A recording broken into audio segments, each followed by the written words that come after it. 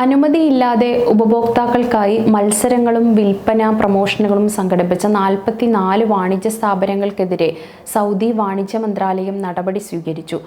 Anti commercial fraud നിയമപ്രകാരമുള്ള നടപടികൾ ചുമത്തുന്നതിനായി ഈ ബിസിനസ് സ്ഥാപനങ്ങളെ പബ്ലിക് പ്രോസിക്യൂഷന് റഫർ ചെയ്തതായി മന്ത്രാലയം അറിയിച്ചു. രാജ്യത്തെ വ്യാപാര സ്ഥാപനങ്ങളും ഓൺലൈൻ സ്റ്റോറുകളും മത്സരങ്ങൾ നടത്തുന്നതിനായി കിഴിവുകൾ വാഗ്ദാനം ചെയ്യുന്നതിന് മുമ്പ് വാണിജ്യ മന്ത്രാലയത്തിൽ നിന്ന് അനുമതി തേടണമെന്നാണ് നിയമം അനുശാസിക്കുന്നത്.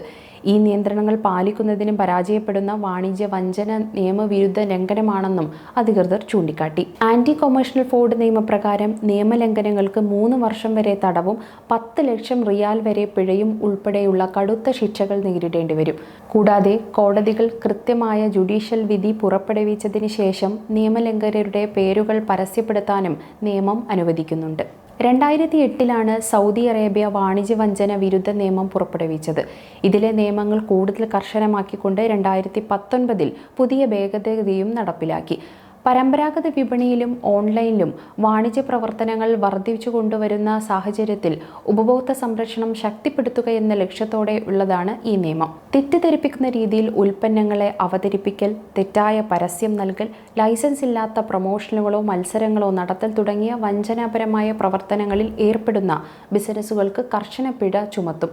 വാണിജ്യ ഇടപാടുകളിൽ സുതാര്യതയും നീതിയും നിയമസാധുതയും ഉറപ്പാക്കാനാണ് ഇത് ലക്ഷ്യമിടുന്നത്. കഴിഞ്ഞ മാർച്ചിൽ റീറ്റെയിൽ ലോട്ടറി സമ്മാന നറുക്കെടുപ്പുകൾ സംഘടിപ്പിച്ചതിന് നിരവധി വാണിജ്യ സ്ഥാപനങ്ങൾക്കും വ്യക്തികൾക്കുമെതിരെ മന്ത്രാലയം ശിക്ഷാ നടപടികൾ സ്വീകരിച്ചിരുന്നു.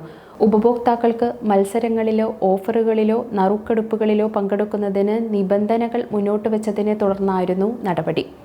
ഒരു ഉൽപ്പന്നത്തിനുള്ളിൽ ഒരു മത്സര വൗച്ചർ ഉൾപ്പെടുത്തുകയും പ്രമോഷൻ ഇവന്റുകൾക്കിടയിൽ സാധനങ്ങൾക്ക് വില വർദ്ധിപ്പിക്കുന്നത് പോലുള്ള നിയമം മൂലം നിരോധിക്കപ്പെട്ട കാര്യങ്ങളും ഇവരിൽ നിന്ന് കണ്ടെത്തിയിരുന്നു. മത്സരപ്രവേശനത്തിലുള്ള വ്യവസ്ഥയായി പണമടക്കുകയോ സാധനങ്ങൾ വാങ്ങുകയോ ചെയ്യണമെന്ന് ആവശ്യപ്പെടുന്നത് നിലവിലെ നിയമപ്രകാരം നിരോധിച്ചിട്ടുണ്ട്.